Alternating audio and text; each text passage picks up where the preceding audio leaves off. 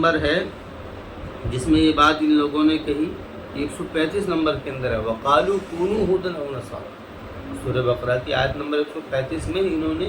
یہ اعلان کرنے شروع کر دیے، وقالوا کونوا ھودا او نصارا، کہ تم یہودی ہو جاؤ یا نصرانی ہو جاؤ، یعنی انہوں نے یہودیت اور نصرانیت کی دعوت دینی شروع کر دی۔ انہوں نے یہودیت اور نصرانیت کی دعوت دینی شروع کر دی۔ اس کے بعد میں پھر اللہ رب العزت نے، یہاں سے ان کی معزولی ہو رہی تھی، ان کو ذمہ داری سے ہٹایا جا رہا تھا، اور نبوت کا کام جو ہے وہ گویا کہ ایک طریقے سے علاقہ اور خاندان بدل رہا تھا۔ نبوت کی جو ذمہ داری ہے اس کا خاندان اور اس کا علاقہ بدلا جا رہا تھا، اور علاقہ جو بدلا گیا وہ بدلا گیا عرب کی طرف، عربوں کو چنا گیا، اور علاقہ چنا گیا عرب کو، مکے کو، مدینے کو، جو حجاز مقدس ہے اس کو چنا گیا، اور جو چنا گیا وہ پھر اسماعیل علیہ السلام کی اولاد کو چنا گیا، اور ان کی تشکیل کی گئی۔ ان سے یہ کہا گیا کہ بھئی آپ جو ہے اب تمہاری ذمہ داری یہ ہے کہ تمہیں تو یہ اعلان کرنا ہے، قولوا آمنا باللہ وما انزل الینا، کہ ہم تو سبھی کے اوپر ایمان لائیں گے، ابراہیم پر جو اترا ہے وہ بھی، اسماعیل پر بھی، اسحاق پر بھی، یعقوب پر بھی، موسیٰ پر بھی، عیسیٰ پر بھی۔ یہ ان نبیوں کا اس لیے ذکر کیا گیا ہے کیونکہ یہ نبی جو ہے غیر معمولی حیثیت رکھتے تھے بنی اسرائیل کے اندر۔ اس کے اندر کوئی ان نبیوں کی خاص تمیز بیان کرنا مقصد نہیں ہے اس آیت کے اندر، بلکہ بنی اسرائیل کے جو چنندہ نبی تھے جو کہ ایک خاصی حیثیت رکھتے تھے، فاعلی کردار جن لوگوں سے لیا گیا ہے، یہ ان کا ذکر ہوا۔ اور اس کے بعد میں پھر یہ بات کہی گئی صبغۃ اللہ، کہ اللہ ہی کا رنگ ہے جو جس کے اوپر چڑھ جائے، کہ وہی، اور کون ہے اچھا جو اللہ تعالیٰ کے رنگ سے زیادہ، کہ یہ کون ہے اللہ تعالیٰ کے رنگ سے زیادہ، مطلب کہ سب سے زیادہ رنگ جو چڑھ کر کے اثر کرنے والا وہ کون ہوگا۔ یہاں سے تشکیل چل رہی ہے، تشکیل چلنے کے بعد میں پھر تحویل قبلہ کا حکم آیا۔ اب یہاں سے یہ بات جو سبق شروع ہو رہا ہے وہ اب بات یہ کہی جا رہی ہے، یہ 153 نمبر آیت کے اندر ہے، یا ایھا الذین آمنوا استعینوا بالصبر والصلاۃ۔ اب یہاں سے گویا کہ ایک طریقے سے تشکیل کے بعد میں احکامات شروع ہو رہے ہیں، کہ اب جب تم کو ہم نے چن لیا ہے اس کام کے لیے کہ تم کو اتمام حجت کا ذریعہ تم بنو گے۔ اتمام حجت کا مطلب یہ ہوتا ہے کہ اللہ رب العزت زمین کے اندر زمین والوں کو زمین بلکہ اس سے پہلے ایک بات یہ رہ گئی ہے، بلکہ پورے طور پر پھر اعلان یہ کر دیا تھا تحویل قبلہ کے بعد میں یہ کہہ دیا گیا تھا، وَكَذَلِكَ جَعَلْنَاكُمْ أُمَّةً وَسَطًا لِتَكُونُوا شُهَدَاءَ عَلَى النَّاسِ۔ یہاں سے باقاعدہ تشکیل ہوئی ہے، یہ باقاعدہ تشکیل ہوئی ہے،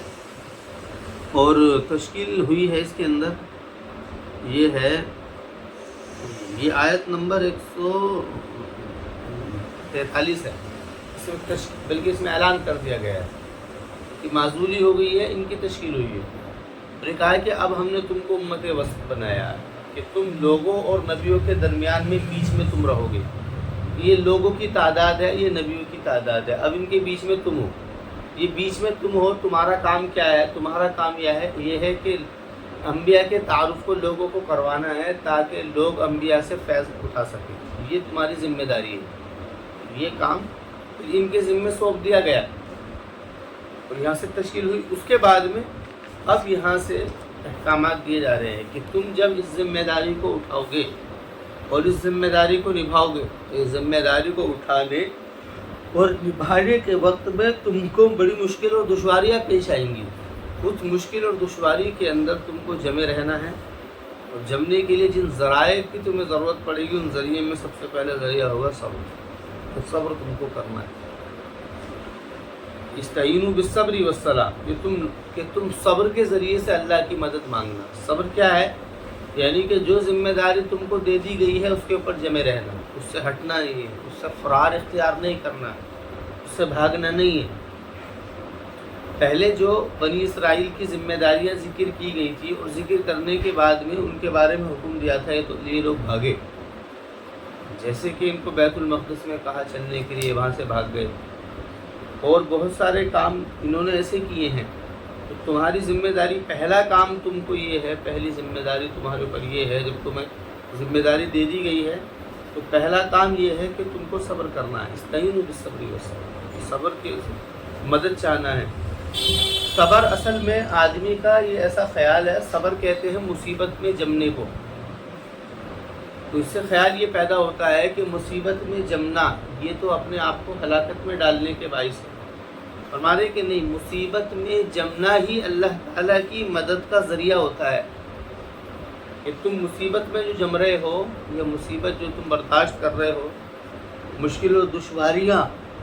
حالات جو تم برداشت کر رہے ہو، حالات کا برداشت کرنا یہ تم کو حالات میں ڈالنے کے لیے نہیں ہے، بلکہ حالات میں پڑے رہنا یہ تو ذریعہ ہے اللہ تعالیٰ کی مدد کا۔ یہ اصول ہے، ضابطہ ہے اللہ تعالیٰ کا، اسی ضابطے کے مطابق ہی اللہ ہی کی مدد آئے گی۔ ضابطہ بھی اللہ نے طے کیا ہے مدد کا، اللہ تعالیٰ کی مدد کے ضابطہ، سب سے پہلا ضابطہ صبر ہے کہ صبر کرو، اور دوسرا یہ ہے وہ صلاح اور نماز، اس کا اہتمام کرو، یعنی نماز کو کہہ کر کے باقی سارے حکم مراد ہیں، کیونکہ نماز جو ہے یہ احکامات میں بنیاد کی حیثیت رکھتا ہے۔ تو استعینوا بالصبر والصلاۃ کہ لوگوں مدد چاہو تم صبر کے ذریعے سے اور نماز کے ذریعے سے، اللہ تعالیٰ کی مدد چاہو جم کر کے اور نماز کے ذریعے سے، یعنی یہ دونوں کام نہیں چھوٹنے چاہیے۔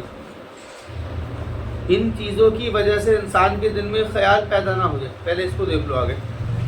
آگے یہ ہے خصہ بذکر لتکررھا، یعنی کہ اس کو جو نماز کو جو خاص کیا ہے یہ کیونکہ جو ہے نا احکامات کے اندر سب سے عظیم ہے۔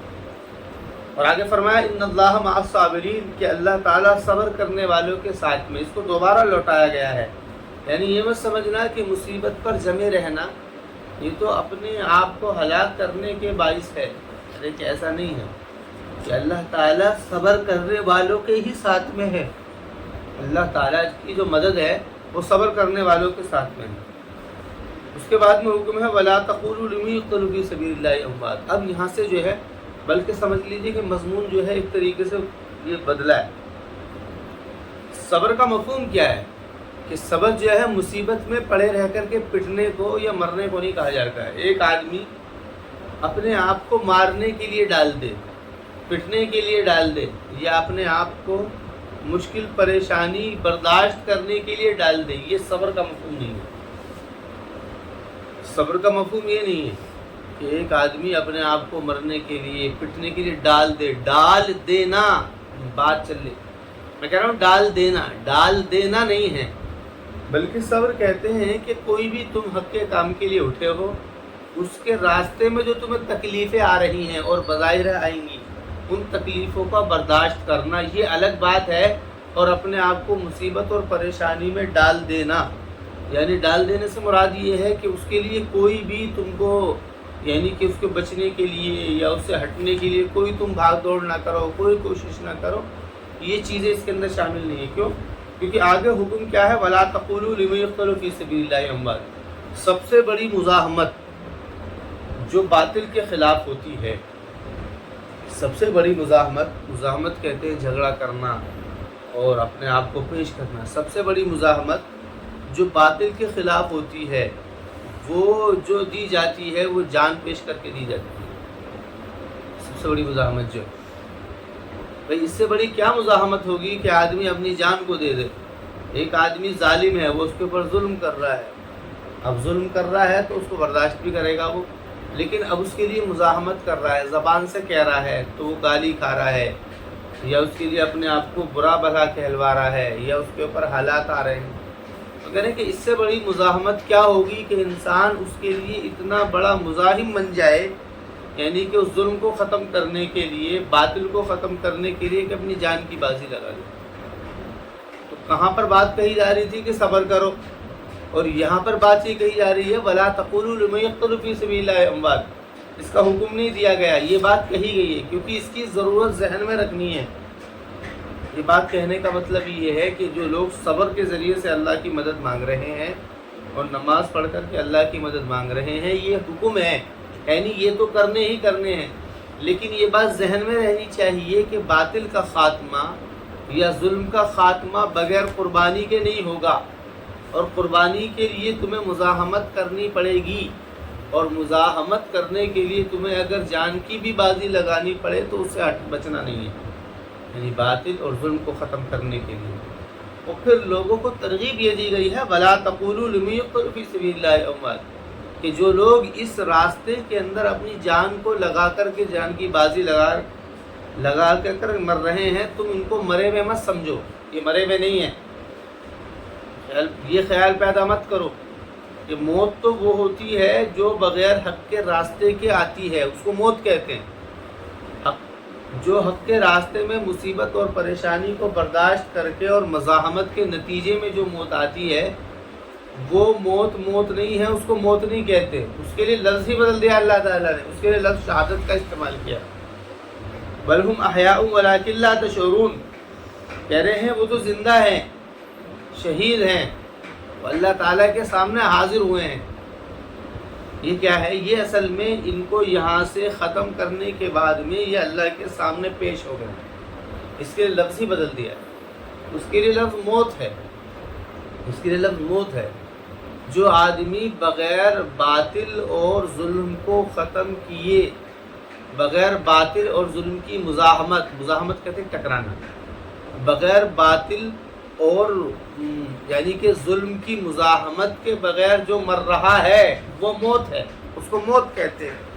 جو باطل اور ظلم کی مزاحمت کی وجہ سے مر رہا ہے یہ موت نہیں، یہ شہادت۔ اس کے لیے اللہ نے لفظ ہی بدل دیا، لفظ اس لیے بدلا ہے تاکہ جو ہے خیالات بدل جائیں۔ الفاظ جو بدلے جاتے ہیں وہ خیالات کو بدلنے کے لیے بدلے جاتے ہیں۔ الفاظ کا بدلنے کا مقصد یوں ہی نہیں ہوتا ہے کہ اس کو اس لیے کہہ دیا گیا ہے، بس ایسے ہی کہہ دیا، نہیں، وہ خیال اور بالکل ذہن کو بدلنے کے لیے کیا جاتا ہے۔ اس کو ایسے سمجھو جیسے کہ نماز ہے، نماز کے اندر اللہ کے تعالیٰ کے سامنے انسان اپنے سر کو جھکا کر کے پیش ہو رہا ہے، ہاتھ باندھ کر کے پیش ہو رہا ہے، یہ بہت ساری جو اس کے اندر جو افعال ہیں، اذکار ہیں، ان کو کر کے پیش ہو رہا ہے۔ لیکن اس سے پہلے حکم دیا ہے وضو کرنے کا، حالانکہ وضو کر لینا پاک ہو جانا ہے، وضو کو پیش نہیں کر رہا ہے، بلکہ ہاتھ منہ دھو کر کے، وضو کہتے ہیں ہاتھ منہ دھو کر کے کھڑے ہو جانا۔ یہ اصل میں ہاتھ منہ اس لیے دھلوائے گئے ہیں کیونکہ آدمی جب ظاہر میں اپنے آپ کو دھو لیتا ہے تو اس سے باطن کے اندر بھی ایک نظافت کا تصور اس کے ذہن میں پیدا ہوتا ہے کہ بھئی ہاں میرے ہاتھ پیر اور یہ سب چیزیں میرے دھل چکی ہیں، تو وہ اپنے طبیعت میں ایک نظافت محسوس کرتا ہے، ایک طہارت محسوس کرتا ہے۔ تو طہارت محسوس کرنے کے بعد میں اس کو چاہیے کہ اللہ کے سامنے کھڑا ہو، یہ نظافت کے حالت میں، کیونکہ جو بھی اچھے کام ہوتے ہیں ایک آدمی گندگی میں کرتا ہے تو گندگی میں جو کام کرتا ہے وہ کام گندے ہی ہوتے ہیں، اور جو نظافت اور طہر میں کام ہوتے ہیں وہ اچھے ہوتے ہیں۔ تو اس طریقے سے تصور پیدا کرنے کے لیے وہ حکم ہے۔ اب بات یہ ہے، اس سے تو تصور پیدا ہو رہا ہے، لیکن اب سمجھ لو کہ وضو ختم ہو گیا، پانی نہیں ہے تو حکم یہ ہے کہ تیمم کرو۔ حالانکہ مٹی سے کوئی پاکی تھوڑی حاصل ہوتی ہے، مٹی سے چہرہ تھوڑی دھلتا ہے، ہاتھ تھوڑی دھلتا ہے، لیکن وہ اس لیے کہا گیا ہے کہ تاکہ وہ تمہارا تصور باقی رہے، وہ اصل میں تصور جو باقی رہے اس کے لیے بات حکم دی گئی ہے کہ تم تیمم کرو، تاکہ تمہارے ذہن میں یہ بات رہے کہ ہمیں خدا کے سامنے پاک ہو کر کے نظافت کے ساتھ میں اللہ کے سامنے پیش ہونا ہے۔ یہ تمہارا خیال اور تصور ہمیشہ باقی رہنا چاہیے، اس کے لیے تم تیمم کرو۔ تو یہ اسی لیے اس کا حکم دیا تھا، جو ایسے ہی یہاں پر لفظ کو بدلا ہے، موت کے ذریعے سے شہادت، بلکہ قرآن میں یہاں کہا گیا ہے بل ہم احیاء، بلکہ وہ زندہ ہے۔ دوسری جگہوں پر شہادت کا بھی لفظ ہے، لیکن یہاں پر جب بات پہلی بنیاد پر شروع کی جا رہی ہے، کہہ رہے کہ اس کام کرنے کے لیے تمہیں اس کی بازیاں لگانی پڑے گی، باطل کو ختم کرنے کے لیے اور ظلم کو مٹانے کے لیے یہ دونوں کام تمہیں کرنے پڑیں گے، صبر بھی کرنا پڑے گا، نماز بھی پڑھنی پڑے گی، اور تمہیں پھر اس کے لیے مزاحمت کے لیے تم کو اپنی جان کی بازی بھی لگانی پڑے گی۔ اور لوگوں سے حکم کیا جا رہا ہے کہ ان کو تم مرے ہوئے مت کہو، کہ ان اللہ ولکن لا تشعرون، فرما رہے ہیں کہ بل ہم احیاء۔ اس کے لیے حدیث کے اندر تفصیل جو آتی ہے وہ ارواحہم فی حواسل الطیور خضر، کہ سبز پرندوں کے پوٹوں میں، یعنی کہ اندر ان کی روحیں ہو جاتی ہیں شہیدوں کی، اور یہ تسرح فی الجنتی، اور جنت میں یہ سیر کرتے پھرتے ہیں جہاں پر یہ چاہتے ہیں۔ یہ طریقہ ہوتا ہے اللہ تعالیٰ کا کہ روح، جو شہیدوں کی جو روحیں ہوتی ہیں وہ پرندوں کی شکل میں وہ اٹھتے پھرتے رہتے ہیں جنت کے اندر۔ وَلَٰكِن لَا تَشْعُرُونَ، فرما رہے ہیں لیکن تم اس کا شعور نہیں کر سکتے ہو۔ شعور کہتے ہیں حادثہ ادراک میں تم اس کو نہیں لا سکتے ہو۔ انسان کے پاس میں جو حادثہ ادراک ہے، جن کے ذریعے سے وہ کسی چیز کا علم اخذ کرتا ہے، علم لیتا ہے، کہہ رہے ہیں تمہارے پاس میں کوئی ایسا حادثہ نہیں ہے کہ جس کے ذریعے سے تم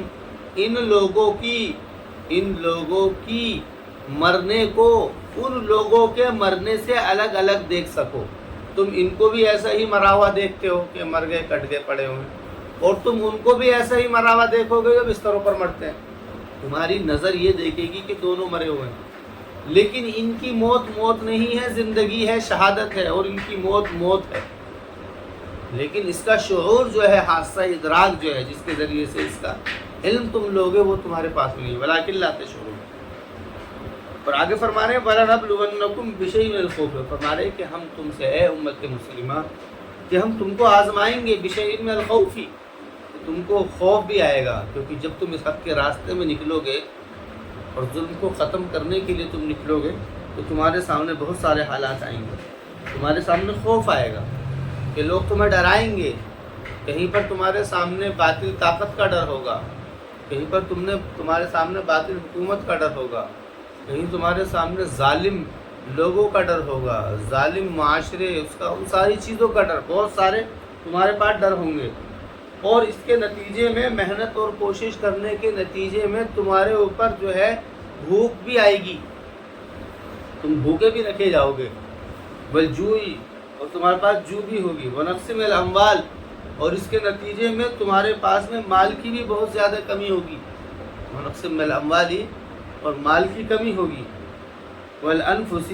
اور تمہارے اوپر جان تو یہ تو سمجھ لو، یہ تو جان تو بہت، یہ تو مین چیز ہے، فرمانے اور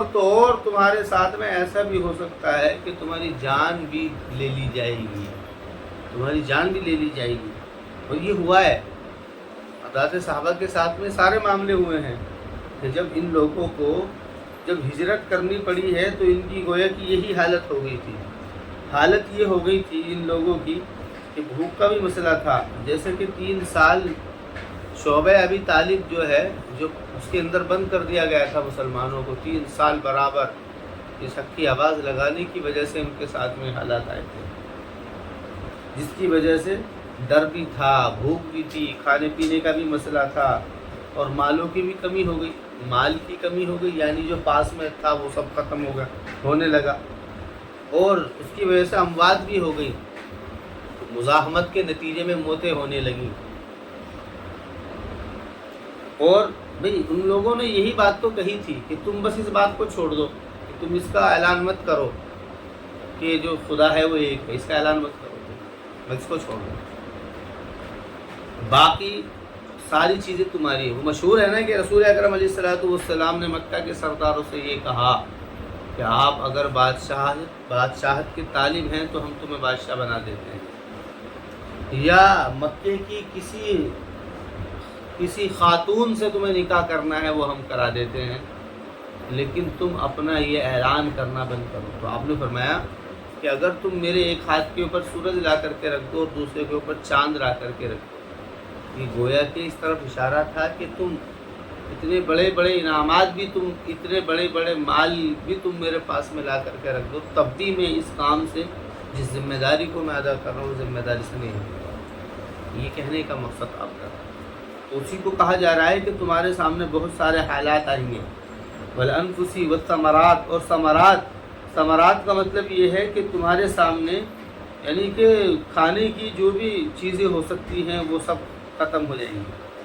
جو کو کہہ کر کے تو آپ یہ سمجھ لیجئے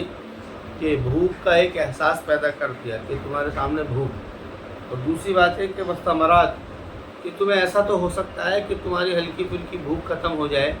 لیکن تم یہ چاہو کہ مجھے کھانے کے لیے فراوانی کے ساتھ میں کھانا مل جائے، یا میری چاہت کے مطابق کھانا مل جائے۔ ثمرات کا لفظ اصل میں جب آتا ہے اس کے اندر خواہش، کھانے کی ایک خواہش اور طلب اس کے اندر ہوتی ہے. یہ ایسا سمجھو جیسے کہ یہ کہہ دیا جائے کہ بھئی تمہیں کھانے کے لیے بریانی ملے گی، تو بریانی اور ایک دوسری طرف ایک آگے تمہیں کھانا ملے گا اور کھانے کے ساتھ میں تمہیں روٹی کے ساتھ میں دال ملے گی. دال کے ذریعے سے بھی پیٹ بھر رہا ہے، بریانی یا گوشت قورمے کے ذریعے سے یا جو بھی چیزیں لذیذ کھانے ہیں وہ چور بھی بول سکتے ہیں کہ اس کے ذریعے بھی پیٹ بھر سکتا ہے. لیکن اس کے اندر گویا کہ ایک طریقے کی خواہش ہے، اس طریقے کے اندر کھانے کے اندر ایک طریقے کی، یعنی کہ انسان چاہتا ہے کہ اس کو لذیذ کھانا ملے. حالانکہ کھانے کی لذت کی مطلب کہ مناہی نہیں ہے، کھانے کی اس لذت کی مناہی ہے جس کو حکم جو حرام ہے. حرام ایک تو اس وجہ سے ہوتا ہے کہ وہ اپنی ذات میں حرام ہے، جیسے کہ شراب ہے یا جو حرام چیزیں ہیں. اور ایک چیز اپنی ذات میں حرام نہیں ہوتی ہے بلکہ کسی عارض کی وجہ سے حرام ہو جاتی ہے، مثلا چوری کر کے لے آئے یا ڈاکہ ڈال کر کے لے آئے، یہ کسی اور کا حق. تو یہاں پر مطلب کھانے کے اندر جو انسان کی چاہت ہے اس کے ختم کرنے کی طرف اشارہ ہے کہ تمہارے سامنے کھانے بھی وہ پیش ہوں گے کہ جس کی تمہیں چاہت نہیں ہوگی، یعنی جس کو تمہیں صرف اس لیے ایسا سمجھ لو کہ تمہیں جو ہے نا بس اس لیے کہ پیٹ بھرنا ہے. جیسے کہ شعبہ ابی طالب کے اندر مسلمانوں نے گھاس پھوس بھی کھائی ہیں. بلکہ ایک واقعہ بڑا مشہور ہے سعد بن وقاص رضی اللہ عنہ کا. جیسے سعد بن وقاص رضی اللہ عنہ ایک جگہ جب پہنچے، کہہ رہے کہ بھوک کی بڑی حالت تھی کہ جب میں استنجے کے لیے بیٹھا تو میری پیشاب کی دھار جب زمین پر پڑ رہی تھی تو وہاں سے آواز آ رہی تھی، کھڑ کھڑ کھڑ کھڑ کی آواز آ رہی تھی. میں نے پیشاب کرنے کے بعد میں جب میں نے وہاں سے ہٹا کر کے زمین دیکھا تو وہاں پر ایک کھال تھی. کھال کو میں نے نکالا، جانور کی کسی کی کھال تھی تو اس کو نکالا، اس کو دھویا، اس کو صاف کرا، اس کو پیسا اور پیسنے کے بعد میں اس کو پانی کے ساتھ میں کھایا. یعنی کہ یہ حالات بھی ہوئے ہیں کہ کھانے کا اتنا بڑا مسئلہ ہے. اور روایات کے اندر یہ بات بھری ہوئی ہے کہ 2 مہینے جو ہے کھانے کا مسئلہ ہو جاتا تھا. حضرت عائشہ فرماتی ہیں کہ 2 مہینے میں ہم کو کھانا ملتا تھا. مطلب کھانے کی جو خواہش کی جو قسمیں ہیں، گوشت ہے یا جو چیز وہ چاہت کرتے تھے وہ ہمیں 2 مہینے میں، یعنی اس کے لیے ہفتے مہینے گزر جایا کرتے تھے. تو یہ اس طرف اشارہ ہے کہ تمہاری جو خواہشاتی کھانے ہیں جو تم چاہتے ہو، جو تمہاری طبیعت کے موافق ہیں، اس کی بھی تمہیں قربانی دینی پڑے گی. وہاں تو بات تھی یعنی کچھ بھی نہیں ملے گا. ایک تو بات یہ ہے کہ کچھ بھی نہ ملنا، یہ بھی ایک مصیبت ہے. ایک یہ ہے کہ چاہت کے مطابق نہ ملنا، یعنی کہ مزاج کے مطابق نہ ملنا. انسان غذا کھاتا ہے گیہوں، اس کو گیہوں کی جگہ گھاس مل رہی ہے، یہ کیا ہے؟ طبیعت کے مطابق نہ ملنا. وہ ثمرات وبشر الصابرین، وہ فرما رہے ہیں کہ آپ خوشخبری سنا دیجیے صبر کرنے والے، یعنی کہ جو کہ ان حالات کے اندر جمے اور جمنے کے بعد میں ایک مزاحمت اختیار کرے، ان حالات پہ بھی مزاحمت کرے. اصل جو ہے مر جانا اصل نہیں ہے کہ مر جائے آدمی جا کر کے اپنے آپ کو ڈال دے، نہیں، بلکہ ان حالات کو برداشت کرتے کرتے کرتے کرتے مزاحمت کرتے کرتے آدمی اپنی جان دے تاکہ باطل ختم ہو. تو یہ تشکیل اسی بنیاد پر کی گئی ہے. وبشر الصابرین، وہ فرما رہے ہیں کہ صبر کرنے والوں کو خوشخبری دو، یعنی کہ بلا آزمائش پر کس کی خوشخبری دو؟ اللہ کی رضا کی خوشخبری دو، جنت کی خوشخبری دو. کہ الذین اذا اصابتہم مصیبہ، کہ وہ لوگ ہیں جب ان کو کوئی تکلیف پہنچتی ہے. اصابہ یصیب، اصابت کے معنی آتے پہنچنا، مصیبت کے معنی پہنچی ہوئی، یعنی یہاں پر کوئی بھی پریشانی ہو سکتی ہے. بھوک کی پریشانی وہ بھی پہنچی ہوئی ہے، یا اسی طریقے سے مال میں کمی کی پریشانی وہ بھی پہنچی ہوئی ہے، یا اسی طریقے سے خوف یہ بھی پہنچی ہوئی ہے. کچھ نہ کچھ جو بھی مشکل پریشانی ہے وہ پہنچی ہوئی ہیں. تو کہہ رہے ہیں ان کو خوشخبری دیجیے. قالوا انا للہ و انا الیہ راجعون، کہ وہ لوگ ہیں جب بھی ان کو کوئی مصیبت پہنچتی ہے تو ان کے اندر کے ارادے دیکھیے کہ ان کے اندر کے ارادے اتنے مضبوط ہیں کہ وہ بغیر کچھ بات سوچے سمجھے یہ کہہ دیتے ہیں فوراً انا للہ کے، تو اللہ ہی کی طرف ہے، و انا الیہ راجعون، اور ہمیں ایک دن اسی کی طرف تو لوٹنا ہے. یعنی کہ ہمارا جو مقصد زندگی ہے وہ ہم کو حاصل ہو رہا ہے، ہمارا جو مقصد زندگی ہے وہ ہم کو حاصل ہو رہا ہے. یہ ان کے ذہن میں باتیں ہوتی ہیں کہ ہم تو اللہ ہی کے لیے ہیں. مطلب کہ اللہ نے ہم کو پیدا ہی اس لیے کیا تھا تاکہ ہم ظلم اور جو اس کے علاوہ باطل کے خلاف ہم قدم اٹھائیں. ہمیں تو پیدا ہی اس لیے کیا گیا ہے. جن لوگوں کی تشکیل کی جا رہی ہے اب اس ذمہ داری کے لیے، کہنے کہ ان کی تو بات یہ ہے انا للہ، کہ ہمیں تو پیدا ہی اس لیے کیا گیا ہے اور وَإِنَّا إِلَيْهِ رَاجِعُونَ، اور پھر ایک دن آخر کار ہم چاہیں کیسے بھی مر جائیں، چاہے ہم باطل اور ظلم کی مزاحمت میں مر رہے ہوں یا ہم بستر پر مر رہے ہوں، ہمیں کچھ بھی ہو جائے، لیکن ایک دن ہمیں مرنا ضرور ہے. وَإِنَّا إِلَيْهِ رَاجِعُونَ، اور ایک دن ہمیں اور یہ بات حقیقت ہے کہ انسان جو بھی دنیا کل نفس ذائقۃ الموت، کہ دنیا میں جتنے بھی نفس ہیں ان کو ایک دن مرنا ہے، کوئی دنیا کے اندر باقی نہیں رہے گا.